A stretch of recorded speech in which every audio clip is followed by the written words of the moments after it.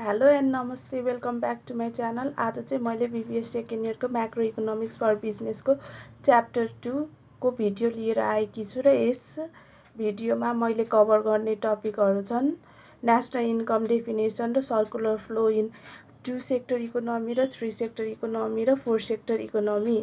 अब चाहिँ हामी नेसनल इन्कम भनेको के हो त्यसतर्फ लागौँ। नेसनल इन्कम भनेको चाहिँ national income is defined as the total sum of earning of all factors of production in the form of wages and salaries, rent, interest and profit plus net factor income from abroad. National income भनेको total income हो कि त्यो चाहिँ कता कताबाट आउन सक्छ भन्दा एउटा चाहिँ फ्याक्टर्स अफ प्रोडक्सन के को फर्ममा आउँछ, वेजको फर्ममा आउँछ, स्यालेरीको फर्ममा आउँछ, इन्ट्रेस्टको फर्ममा आउँछ, प्रफिटको फर्ममा आउँछ र रेन्टको फर्ममा आउँछ र हाम्रो इन्टरनेसनल ट्रेडबाट आउँछ net factor income from abroad. यो सबको समअप भनेको नेसनल इन्कम हो।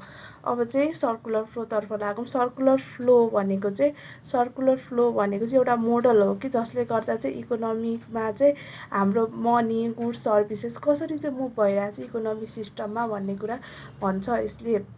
The circular flow model is an economic model that presents how money, goods and services move between sectors in an economic system. अब circular flow of income and expenditure in two sector economy. Two sector economy चाहिँ अब कसरी चाहिँ flow भएको छ, circular flow भएको छ to sector इकोनोमीमा त्यो हेर्न जाऊँ। The two sector economy consists of only household and business sector. This is most simplified economic model in which product and money flow generated by the government and the foreign sector are ignored. This is obviously an unrealistic model. In other words, such kinds of economy is not found in real world. This is also known as two sector closed economy. यो to sector close economy चाहिँ यसमा दुईवटा मात्रै factors हुन्छ, sector हुन्छ, एउटा house hold र business sector हुन्छ। अनि यस अन्तर्गत यसमा धेरै एउटा अजम्सन छ। त्यो अजम्सन्सहरू हेरौँ। टु सेक्टर हुनको लागि चाहिँ के एज्युम गरिएको छ। अनि देयर आर टु यसमा चाहिँ के एज्युम गरेछ, there are only two sector in the economic that is household and business sector.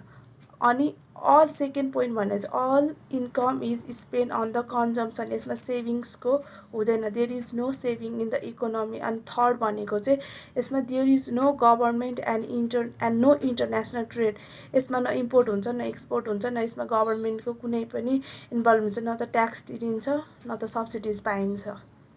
अनि फोर्थ भनेको चाहिँ एजम्सन के हो भन्दा चाहिँ households are owners of factors of production or factors of production are supplied only by household. यसमा factors of production चाहिँ केले मात्रै सप्लाई गर्छ भन्दा हाउस होल्डले मात्रै सप्लाई गर्छ भन्ने यसले एज्युम गर्छ।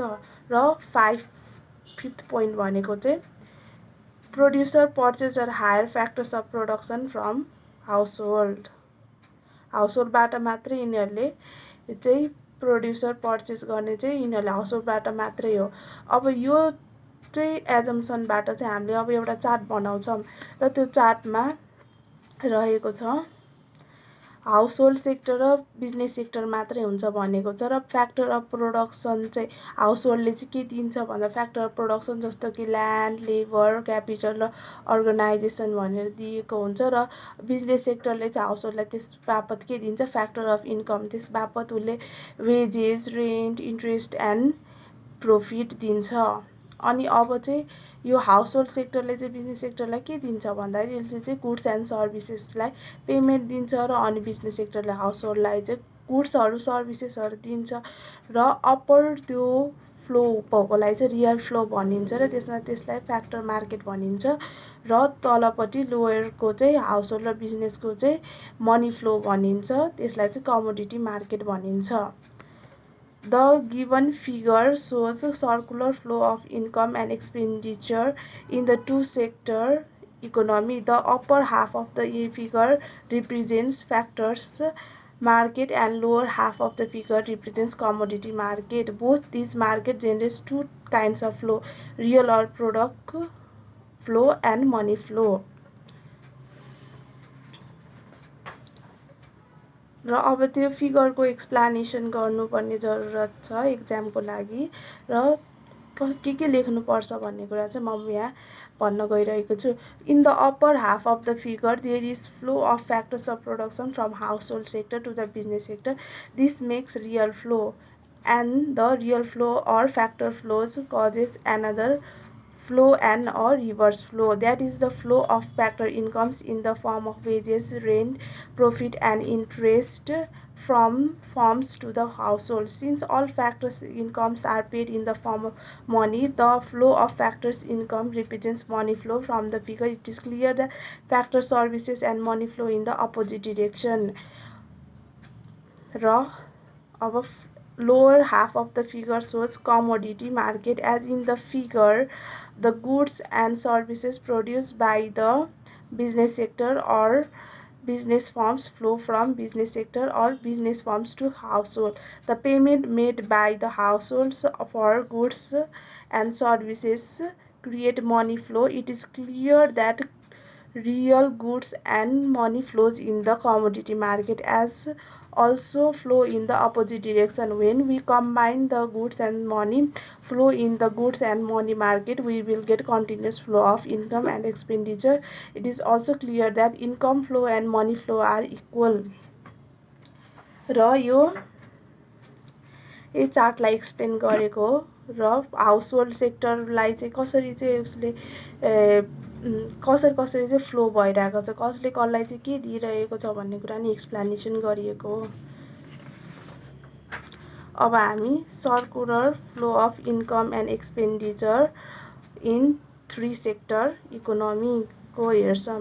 र 3 सेक्टर इकोनोमीमा चाहिँ consist of household, business and government. अब चाहिँ गभर्मेन्टको नै इन्भल्भमेन्ट हुन्छ.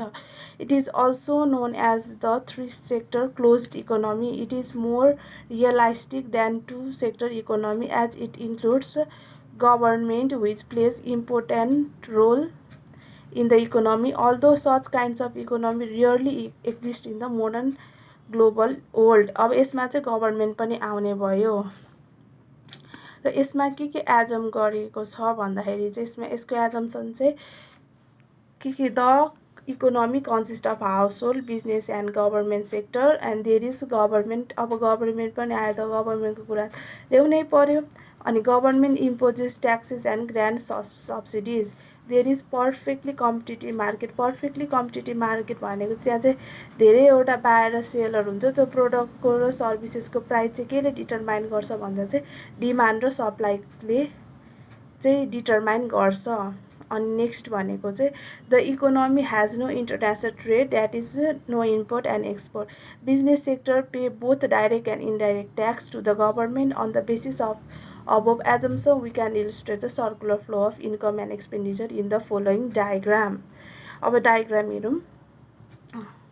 यसमा चाहिँ कसरी फ्लो भइरहेको छ भन्दाखेरि चाहिँ माथिपट्टि चाहिँ सबभन्दा सुरुमा चाहिँ हामीहरूको हाउसहोल्ड र बिजनेस सेक्टर जति थियो त्यो चाहिँ 2 सेक्टरमा जसरी फ्लो हुन्छ त्यसरी नै फ्लो हुन्छ.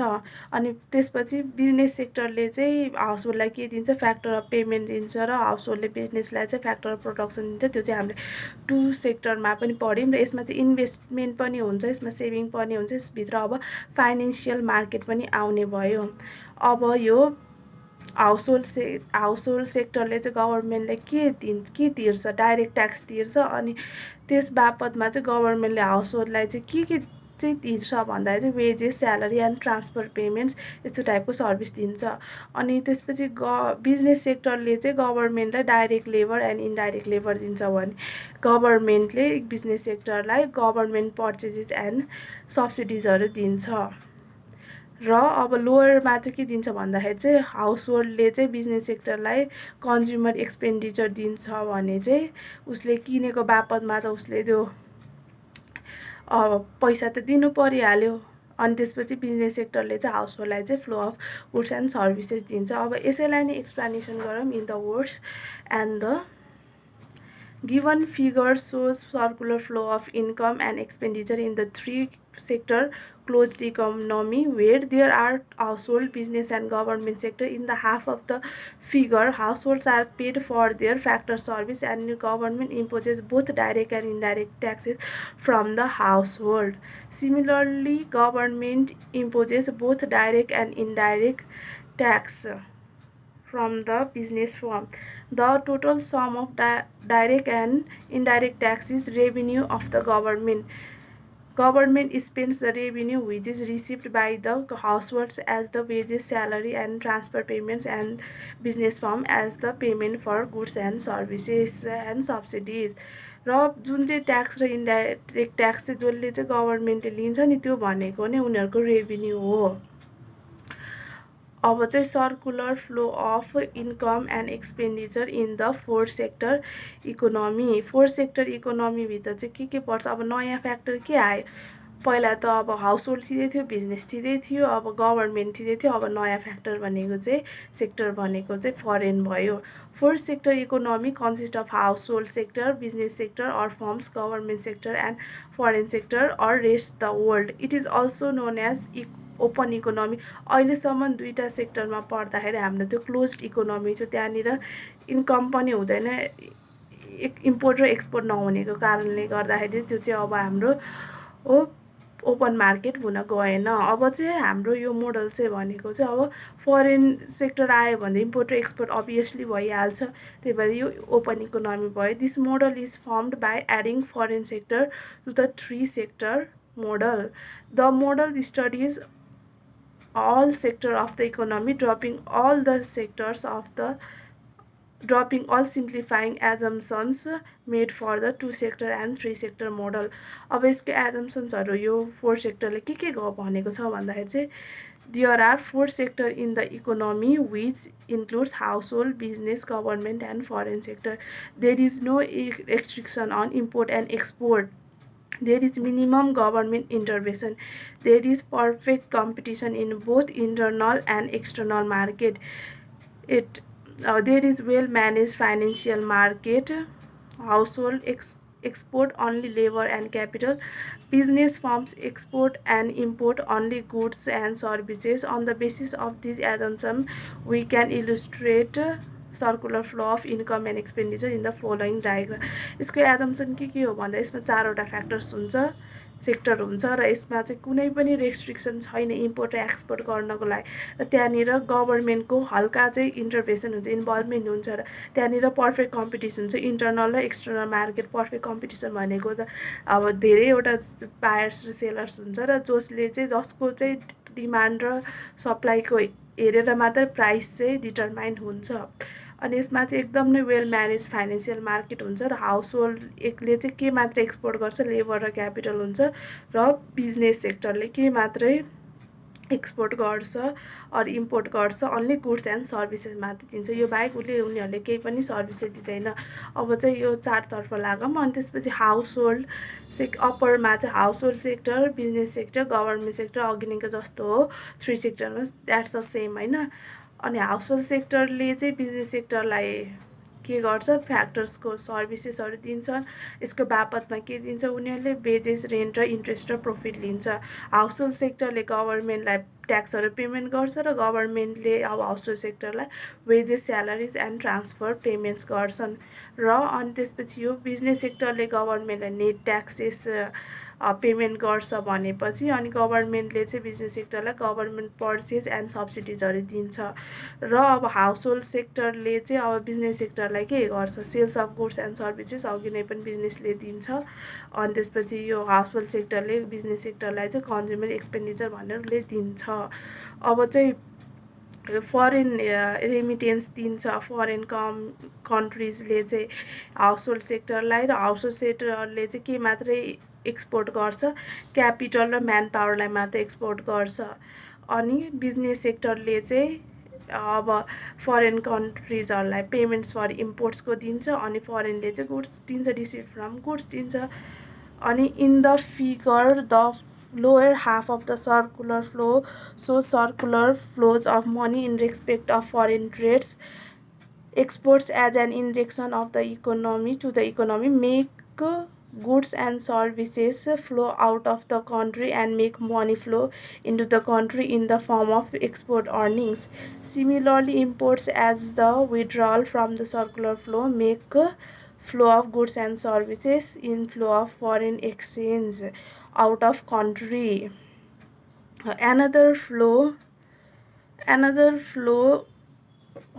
is generated by the export of factor services generated by the export of factors services, especially labor and capital by the household. The exports of these services bring in factors payments as a form of foreign remittance in the terms of foreign exchange. These flows and outflows go on continuous so long as there is foreign trade and export of factors services.